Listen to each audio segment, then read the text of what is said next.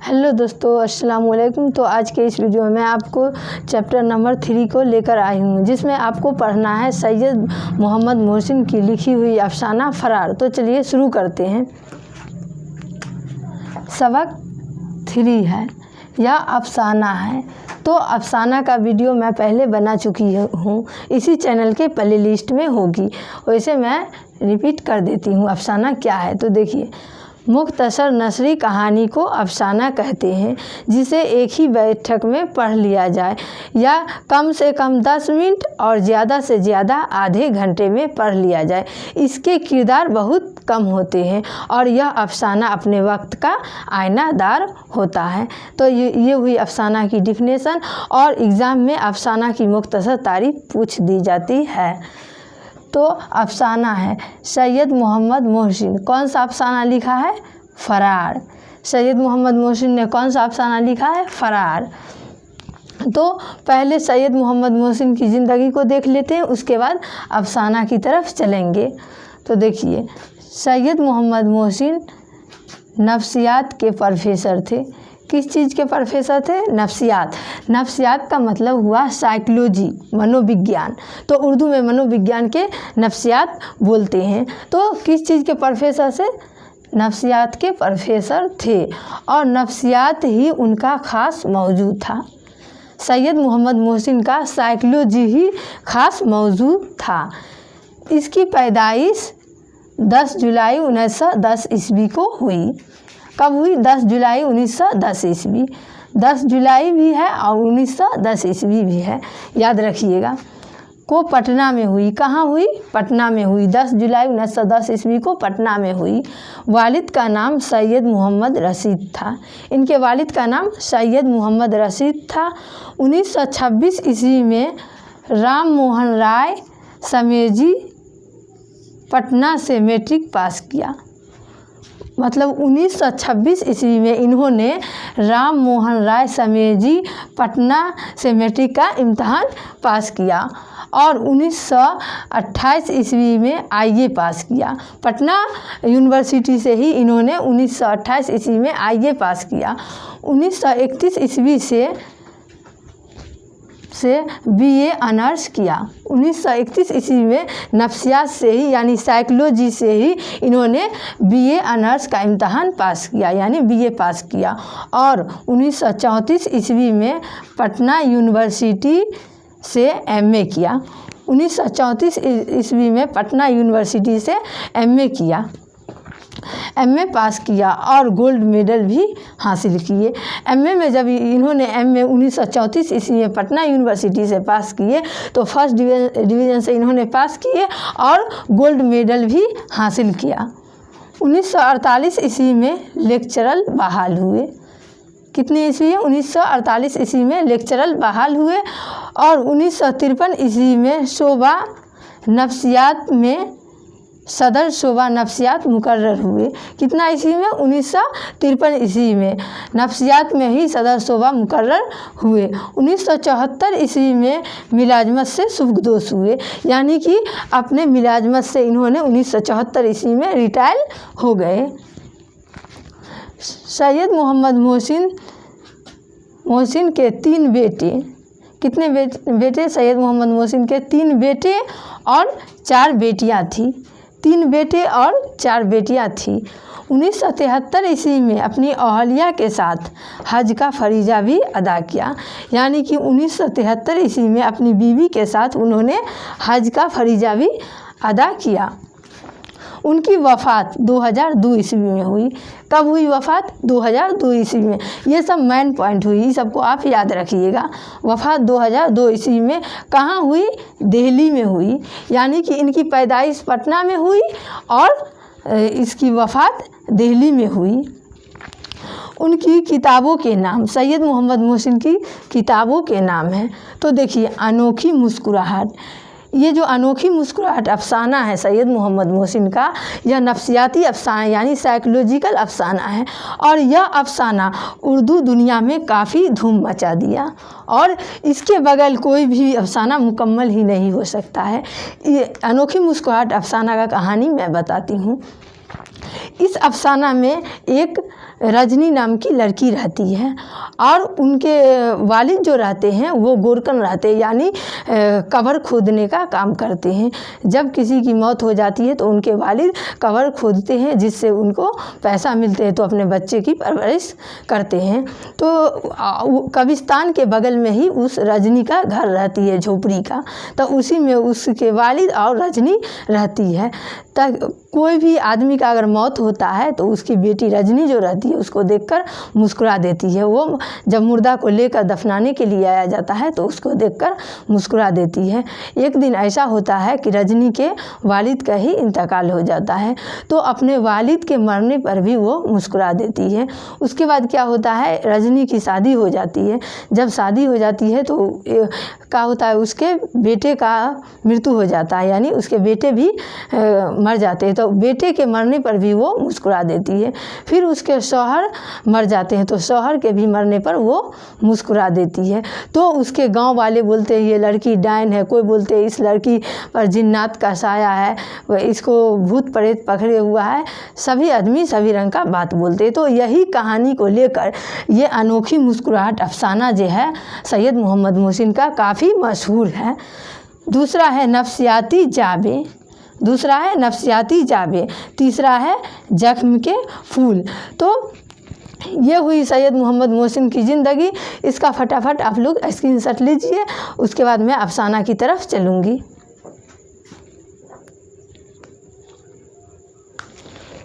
तो आप स्क्रीनशॉट कर लिए, अब इसकी अफसाना की तरफ चलते हैं। तो देखिए, सैयद मोहम्मद मोहसिन फ़रार अफसाना लिखा है। फ़रार का मतलब हुआ भाग जाना, यानी कोई आदमी किसी चीज़ कर लेके फ़रार हो गया, तो फ़रार का मतलब हुआ भाग जाना। यह फ़रार जो अफसाना है यह साइकोलॉजिकल अफसाना यानी नफ्सियाती अफसाना है। तो इस अफसाना में एक महमूद नाम का लड़का रहता है। देखिए यहाँ पर किरदारों के नाम है, अफसाना फ़रार के किरदारों के नाम। तो पहला है महमूद, इसका मेन किरदार कौन है, महमूद इस अफसाना का। दूसरा है अजीम, जो महमूद का दोस्त रहता है, अजीम। तीसरा है खालिदा, यह क्लास फेलो रहती है। और चौथा है जुबैदा, महमूद का शादी जुबैदा से होता है। तो ये 4 किरदार है इस अफसाना का, इसी चारों पर ये अफसाना बनी हुई है, लेकिन इसमें सबसे मरकज़ी किरदार मैन महमूद है।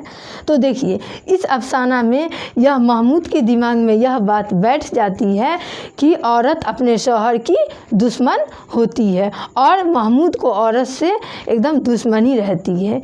और क्यों दुश्मनी रहती है, क्योंकि महमूद की माँ जो होती है वह महमूद के पापा से बचपन में, जब महमूद छोटे रहते हैं तो महमूद की माँ महमूद के पापा से बहुत झगड़ते हैं, इतना झगड़ते हैं कि महमूद के दिमाग में वह बात बैठ जाती है कि औरत अपने शौहर की दुश्मन होती है, क्योंकि इसका बचपना इसके वालिद और इसके माँ को लड़ते झगड़ते ही बचपना देखा था, तो इसके दिमाग में बैठ गया था यह बात। तो जब महमूद, एक दिन क्या हुआ, महमूद अपने कमरे में मैथ का सवाल सॉल्व कर रहा था, तो इसकी माँ एकदम तेज़ आवाज़ में डांट कर बोली महमूद। तो इसके दिमाग में खतरे की घंटी बजने लगी और यह फ़ौरन किताब कॉपी समेटे हुए बाहर आया और खड़ा हो गया। तो इसकी माँ बोली जाओ उन्हें बुला के लाओगन। किन्हें? तब महमूद के पापा को, जाओ उन्हें बुला के लाओगन। और उसके पापा जो थे वो पड़ोस में एक वकील साहब था, उसी के यहाँ बैठे हुए थे। तो महमूद गया और बोला पापा मम्मी बुला रही है। तो महमूद के पापा बोले उसको अब क्या काम पड़ गया, हमेशा तो उसको गुस्सा ही चढ़ा रहता है। तो फिर महमूद को बोला तुम जाओ मैं आता हूँ। और जब महमूद की माँ महमूद के पापा को देखे आते हुए कि उसकी माँ और ज़ोर ज़ोर से चीख चीख कर बोलने लगी, मेरी किस्मत ही फूटी थी जिस दिन मेरे बाप ने तुम्हारे साथ मेरी शादी की। बहुत सारे बात औरत नहीं होती है, एक बात का 100 बात बनाती है, तो बहुत सारे बात बोलने लगी। और तो महमूद के पापा बोले, क्या हुआ, कुछ बताओगी भी या यूं ही बकते जाओगी? तो महमूद की माँ बोली, हाँ हाँ, मैं ही पागल सरी, सब चीज़ मैं ही हूँ। तो महमूद के पापा बोले, मैंने कब तुमको बोला है पागल? तो महमूद की माँ बोली, अब मुझे ये घर में 1 मिनट भी नहीं रहना है, मैं यह घर में नहीं रह सकती। तो इसके महमूद के पापा बोले, खुदा का वास्ता कुछ बताओगी भी? तो महमूद की माँ बोली, जैसे लगता है आपको कुछ मालूम ही नहीं है, बैठे बैठे सारा फसाद का जड़ तो आप ही मचा रहे हैं और अभी मोम की गुड़िया बन रहे हैं। 1000 बार मैंने मना किया, उस वकील के यहाँ नहीं जाया करो, उसकी बीवी जो है डायन बनकर मुझे खाने के फिक्र में लगी रहती है और आप उसके यहाँ जाकर मीठी मीठी बातें करते हो। तो महमूद के पापा बोले, धीरे बोलो, मोहल्ला वाले सुन लेंगे, और खामखा तुम इतना परेशान हो रही है और मुझ पर शक कर रही है, कोई ऐसा बात नहीं है। तो महमूद की माँ बहुत सारे महमूद के पापा को और उस वकील जिसके यहाँ महमूद के पापा बैठे हुए थे उसको गालियाँ दी। उसके बाद ये बात हुई, महमूद के बचपन का बात हुई, यही सब बात महमूद के जहन में बैठ जाता है। उसके बाद जब महमूद 10 साल का रहता है तो उसके वालिद का इंतकाल हो जाता है, महमूद के वालिद का इंतकाल हो जाता है और उसके कुछ ही दिनों बाद महमूद की माँ भी उसे छोड़कर चली जाती है। तो महमूद अपने मामू के यहाँ रहने लगता है। उसके बाद महमूद का एडमिशन हॉस्टल में करा दी जाती है और महमूद हॉस्टल में ही रहता है। तो हॉस्टल में भी महमूद का मजाक उसके दोस्त जो थे, अजीम और सब दोस्त थे, वो सब मजाक उड़ाते थे महमूद का और बोलते थे, यार तुम्हारे सीने में दिल नहीं है, लकड़ी का टुकड़ा है जिस पर बिजली तक का असर नहीं पड़ता है। कल खालिदा तुम्हारे तरफ किस तरह घूर घूर कर देख रही थी और तुमको कोई फ़र्क भी नहीं पड़ता है। ख़ास वो इस तरह मेरे तरफ देखती तो मैं अपना कलेजा निकाल कर दे देता। तो महमूद बोला, यार मजाक की बातें छोड़ो और क्यों वो मासूम लड़की पर तुम लोग इस तरह की बातें बोल रहे हो, ऐसा कोई बात नहीं है। तो उसका दोस्त अजीम जो था वो महमूद के बोला, तो चलो कल हम नमाइश कर लेते हैं, खालिदा भी आएगी और तुम भी आना, नमाइश कर लेते हैं। तो महमूद बोला, तो ठीक है, मैं आऊँगा, कल कर लेते हैं नमाइश, कल शाम को। तो जब कल हुआ तो महमूद जब हॉस्टल से निकला जाने के लिए तो उसके मन में यह बात आया, नहीं मैं गलत करने के लिए जा रहा हूँ, मुझे ऐसा नहीं करना चाहिए। और यह बात सोचते उसका शरीर एकदम बुखार की तरह हो गया और उसको लगा नहीं मैं गलत करने के लिए जा रहा हूँ। उसके बाद वो रास्ता से ही हॉस्टल की तरफ लौट गया और कल होके अजीम को बोल दिया जे मुझे तबीयत ख़राब हो गई थी। उसके बाद महमूद अपनी अच्छी से पढ़ाई लिखाई करता है और डिप्टी कलेक्टर बन जाता है और इतना बड़ा ओहदा पाने के बाद उसको बड़े बड़े घराने से उसका रिश्ता आने लगता है। और एक दिन क्या होता है, महमूद अपनी घर पर जाता है। जब घर पर जाता है तो उसका घर जो रहता है एकदम वीराना की तरह लगता है और घड़ी का पेंडुलम टक टक टक टक करते रहता है। तो महमूद सोचता है अब मुझे शादी कर लेनी चाहिए। तो महमूद अपनी जब बड़े बड़े घराने से उसका रिश्ता आ रहा था वो सारी तस्वीर को महमूद ने इकट्ठा किया और उनमें से सारी तस्वीरों में से सभी की तस्वीर देखी। तो उनमें से एक लड़की ये जो है जुबैदा, वो बहुत ही अच्छी थी, लेकिन इसकी तालीम नामुकम्मल थी या मैट्रिक में ही थी, मैट्रिक पास नहीं की थी। तो सभी बात को पूरा कर लिया गया और शादी की डेट भी फिक्स कर ली गई और बात यह रखी गई कि जब जुबैदा मैट्रिक पास कर जाएगी तब शादी होगी। उसके बाद जुबैदा अपनी अच्छी से पढ़ाई लिखाई की, उसके बाद एग्ज़ाम दी, एग्ज़ाम देने के बाद यह फर्स्ट डिवीज़न से पास की। तो महमूद खुशी से दीवाना हो गया और अगले ही दिन से वो शादी की तैयारी करने लगा और शादी में बहुत सारे पैसे खर्च किए, बहुत सारे गेस्ट के बुलाए, बहुत सारे आदमियों को वो बाराती ले गया। जब वो ससुराल में गया और जाने के बाद उसके देह में एक हैरत सा समा गया, एकदम उसका देह लगा एकदम कांपने लगा, बर्फ़ की तरह ठंडा होने लगा और पैर लड़खड़ाने लगा। और उसके दिमाग में बचपन वाली बात आने लगी जो औरत अपने शौहर की दुश्मन होती है और मेरी माँ जो थी मेरे पापा के साथ झगड़ती थी। तो ये सब बातें उसके मन में आने लगा और उसका देह एकदम सरद होने लगा। जब उसको जनान खां ने यानी आंगन में ले गया तो वो ढेर सारी औरत को एक बार देखी। जो लड़का एक औरत को देखकर उतना डरता था वो 100 औरत को एक बार देखेगा तो वो तो और डरवे करेगा। तो ढेर सारी औरत को एक बार देखी तो वो एकदम बेहोश हो गया, बेहोश होकर गिर गया। सारी औरतों में हलचल मच गई, सभी कहने लगा कि उसको क्या हो गया, लड़के को क्या हो गया। उसके बाद महमूद के ससुर को बुलाया गया, वो उसके मुंह पर पानी का छींटा मारा, फिर भी वो नहीं उठा। कोई बोला जैसे लग रहा है यह अभी बोलना ही नहीं सीखा है, कोई बोला इसको लगता है सांप सूंघ लिया है। तो ये अफसाना यहीं पर ख़त्म हुई। और ये अफसाना से क्या सीख मिलती है? तो ये अफसाना से यही सीख मिलती है जिसका बचपना सही से नहीं गुजरता है उसका इफ़ेक्ट उसको बड़ा होकर पड़ता है। तो बच्चे का बचपना सही से गुजरना चाहिए ताकि वो आगे चलकर कुछ अच्छा करे। तो ये हुई ये अफसाना। अब इसकी क्वेश्चन आंसर की तरफ चलती हूँ।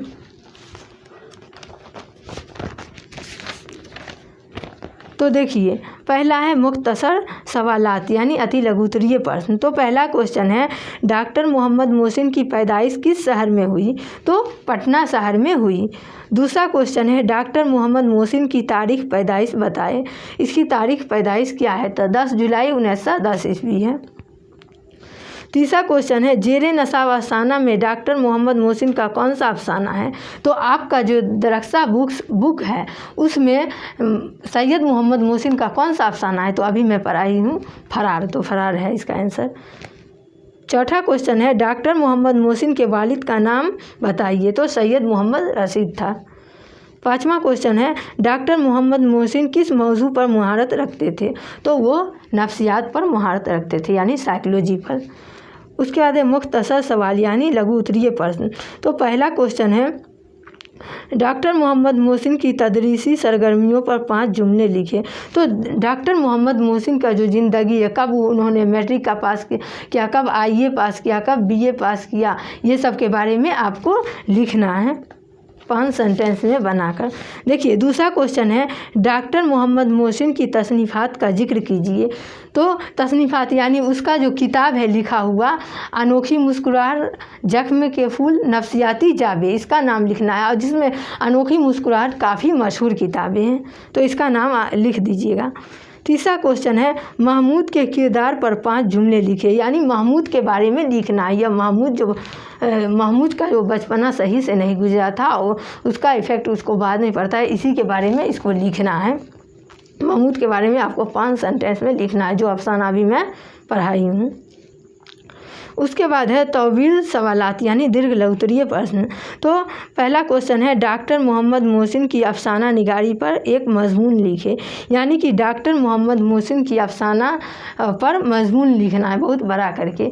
तो डॉक्टर मोहम्मद मोहसिन का सबसे अहम अफसाना अनोखी मुस्कुराहट है। इसकी कहानी मैं बताई हूँ तो उसको आपको लिख देना और उसके किताबों और का नाम को आपको बहुत बड़ा करके लिख देना है इसके बारे में। उसके बाद है दूसरा क्वेश्चन अफसाना फरार का मरकज़ी ख्याल बयान कीजिए। तो इसका क्वेश्चन मैं आंसर कॉपी पर लिख कर बता रही हूँ, ये क्योंकि VVI क्वेश्चन है तो इसका कॉपी पर मैं आंसर बता रही हूँ। तो देखिए मरकज़ी ख्याल बोले या उसका खुलासा बोले, एक ही होगा उसका जवाब। तो देखिए अफसाना फरार का मरकज़ी ख्याल या खुलासा बयान कीजिए। तो देखिए जवाब में अफसाना फरार डॉक्टर मोहम्मद मोहसिन का लिखा हुआ नफ्सियाती अफसाना है जिसका